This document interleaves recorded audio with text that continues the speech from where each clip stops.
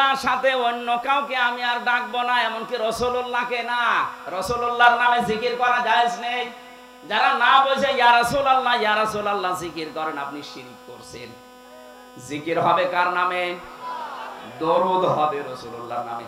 জিকির করছে উঠে ইয়া রাসূলুল্লাহ কি গো? একদিন বললাম ভাই আপনি এই জিকির করেন মানে? বলছে মহব্বতে। না, এটা মহব্বতের জিকির না, আপনি শিরক করছেন। এই আয়াত দিয়ে তাকে আমি বুঝিয়েছিলাম আল্লাযীনা লা ইয়াদউনা মা'আল্লাহি ইলাহান আখার। আল্লাহ পাক সাথে ডাকছেন, আল্লাহর সাথে সাথে আপনি অন্য কাউকে ডাকতে পারবেন না। ওর পরে দেখলাম তার কয়েকদিনের ভেতরে এই জিকির মাদ দিয়ে আল্লাহর ৯৯টা নাম মুখস্থ করে ফেলেছে। তখন পাঁচে মাসে জিকির করতো ইয়া রহমান ও ইয়া রহিম ও ইয়া গফফার। হ্যাঁ, এটা করেন। ওয়ালিল্লাহিল আসমাউল হুসনা ফাদউহু বিহা। আমি আল্লাহর অনেক সুন্দর সুন্দর নাম আছে, যে নামে পারো আমাকে ডাকো, কিন্তু সাবধান আমার নামকে উলট পালট করবা না। সুতরাং যারা দলিলবিহীন এই জিকির করেন, আল্লাহর সাথে অন্য কাউকে ডাকেন এবং আল্লাহর নাম অর্ধেক করে ফেলেন, অথবা আল্লাহর নামের সাথে অন্য কিছু যোগ করেন, ছোট বড় করে ফেলেন, পরিবর্ধন করে ফেলেন, আপনারা থামবেন নাকি চালিয়ে যাবেন? আমি তো বলছি এটা শুধু আপনার জন্য না, এটা রেকর্ড হচ্ছে। সারা বাংলাদেশ সহ বিশ্বের বহু মানুষ এখন লাইভ দেখছে। আল্লাহর সাথে যারা অন্য কাউকে ডাকেন, আল্লাহর কসম আপনার শাস্তি হবে মরণের পরে ডবল। সুতরাং ওই ব্রাহ্মণবাড়িয়া তাহেরি ভাইয়ের মতো যেন কেউ জিকির করবেন না। ২ নম্বরে ওয়ালা ইয়াকতুলুনান নাফসাল্লাতী হারামাল্লাহু ইল্লা বিল হক। আদালত কর্তৃক, বিচারালয় কর্তৃক প্রমাণ করা ছাড়া কোনো মানুষকে আপনি হত্যা করতে পারেন না। অথচ আগস্টের ৫ তারিখের আগে ৩৭৩২ জন মানুষ হত্যা হয়েছে এই দেশে। এক কথা বলা লাগবে, এই মানুষগুলো মারার পেছনে একটাও যুক্তিসঙ্গত কোনো কারণ নেই, আদালত কর্তৃক প্রমাণিত কোনো দলিলও নেই। আপনি নিজের ইচ্ছা মতো মারলেন।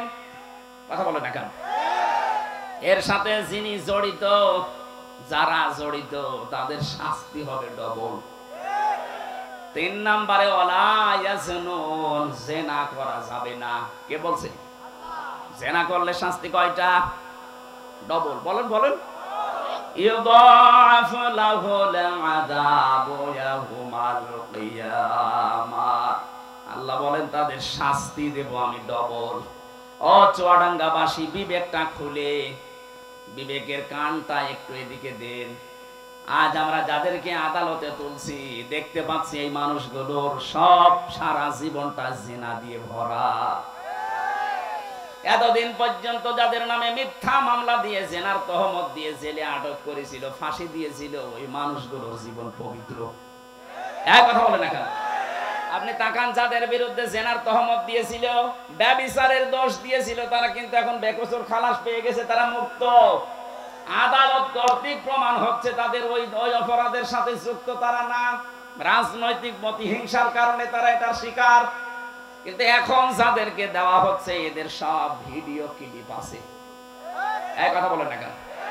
কালকে আমি জামালপুরে ছিলাম, জেলা জামালপুর, ওই যেমন টাকলা মুরাদ, 6 মিনিট 32 সেকেন্ডের একটা অডিও ক্লিপ ফাঁস হয়ে গিয়েছিল। এই কারণে তার মন্ত্রিত্ব শেষ, তার এমপিগিরি শেষ, বাকি আরটা বললাম না। অথচ এখন যারা আছে দেখেন, প্রত্যেকের 8 মিনিট 10 মিনিট 1 ঘন্টা পর্যন্ত এদের চরিত্র কোথায় সব ভিডিওই দেখা যাচ্ছে।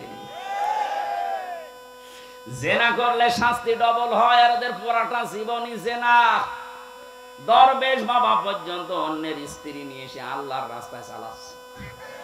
বলেন আপনি কাকে বিশ্বাস করবেন? আর বাকি দরবেশের যদি এই হাল, বাকি তো সব আল্লাহর রাস্তায় চলে গেছে। এই জন্য জেনার ধারে কাছে যাওয়া পর্যন্ত নিষেধ। আর এগুলো লাইসেন্স শুরু করেছিল আল্লাহ, এই কারণে এইভাবে শক্ত করে ধরেছে। তাহলে এই মহিলার উদাহরণ দিলাম আমি হাদিস দিয়ে, এই কারণে আজ হাজারো মানুষ মনে করছে যা করেছি, অন্তত এখন কিছু মানুষ যারা আত্মীয় স্বজন আছে এদের সাথে মিলে মিশে আস্তাগফিরুল্লাহ পড়েনি, না আপনার মাফ হবে না। আপনি ধরা তো খাবেনই, যদি মাফ পেতে চান এই মহিলার মতো তওবা করেন। এই 15.5 বছরে যাদের ক্ষতি করেছেন তাদের ক্ষতিপূরণ দেবেন, তাদের কাছে মাফ চাবেন। তারা যদি মন থেকে বলে ঠিক আছে যা মাফ করে দিলাম, এবার আপনি আস্তাগফিরুল্লাহ পড়বেন। আমার এই কথার অর্থ বুঝেছেন কারা? তারা শুধু হাত তোলেন তো। এই আন্দাজে না, আমি কিন্তু জিজ্ঞাসা করব। এবার হাত অনেক নেমে গেছে। আলহামদুলিল্লাহ, আজকের মাহফিল সাকসেস। আল্লাহ আমাদের তৌফিক দিন কোরআনে কারিমের আয়াতগুলো বোঝার। বলেন আমিন। দ্বিতীয় নাম্বার, আমরা যারা এখানে এসেছি তাফসীরুল কোরআন মাহফিলে তাফসীর শোনার জন্য, সূরা আরাফ 206টা আয়াত ছিল, একটা মাত্র আয়াত পড়েছি, 157 নাম্বার আয়াত। আমাকে আল্লাহ যতটুকু জ্ঞান দিয়েছে আয়াতের উপরে, আমি যতটুকু স্টাডি, যতটুকু লেখাপড়া করেছি, আমি সেই আকারে কথা বলার চেষ্টা চালাচ্ছি। আল্লাহ তৌফিক আমাকে যেন দান করেন। জবান খুলে সকলে বলেন আমিন। এবার আপনি একটু তেলাওয়াত করেন ভাই। আউযু বিল্লাহি মিনাশ শাইতানির রাজিম। বিসমিল্লাহির রহমানির রহিম। আল্লাযীনা ইয়াত্তাবিউনার রাসূলান নাবিয়্যাল উম্মিয়্যাল্লাযী ইয়াজিদুনাহু মাকতুবা ইলা আখির আয়াত। কোন সূরা বললাম? বলেন বলেন। বললাম না ক্লাস চলছে? আরাফ শব্দের শাব্দিক অর্থ পরিচিত হওয়া। আরাফ মানে কি? এটা জান্নাত জাহান্নামের মাঝে একটা প্রাচীর বানাবেন আল্লাহ। এই প্রাচীরের উপরে কিছু মানুষকে আল্লাহ দাঁড় করিয়ে দেবেন। এই প্রাচীরের নাম আরাফ। নাম কি?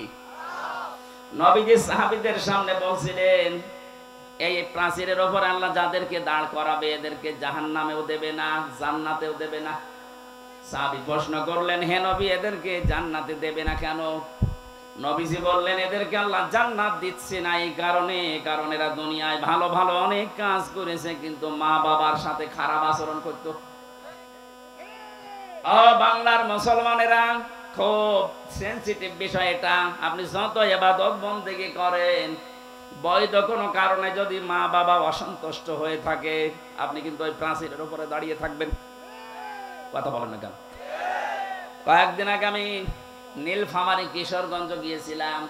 ওখানে একটা বৃদ্ধাশ্রমে নিয়ে গেল দেখার জন্য। যে দেখি কিছু মার বাবা এই লাইনে বসে আছে, প্রায় 40 জনের মতো।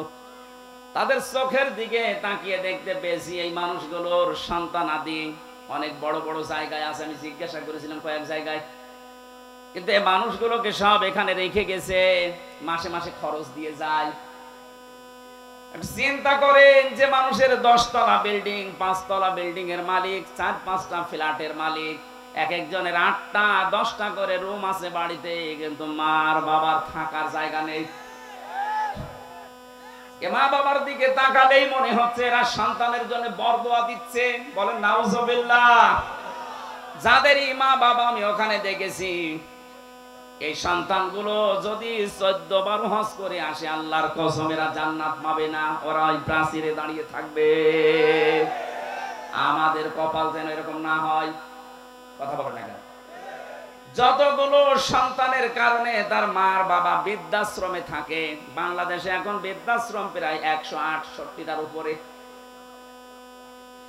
নীলফামারীর কিশোরগঞ্জ একটা থানা, সেখানে এতগুলো মানুষ পড়ে আছে, বছরের পর বছর আছে, অনেকে খবর নেয় না।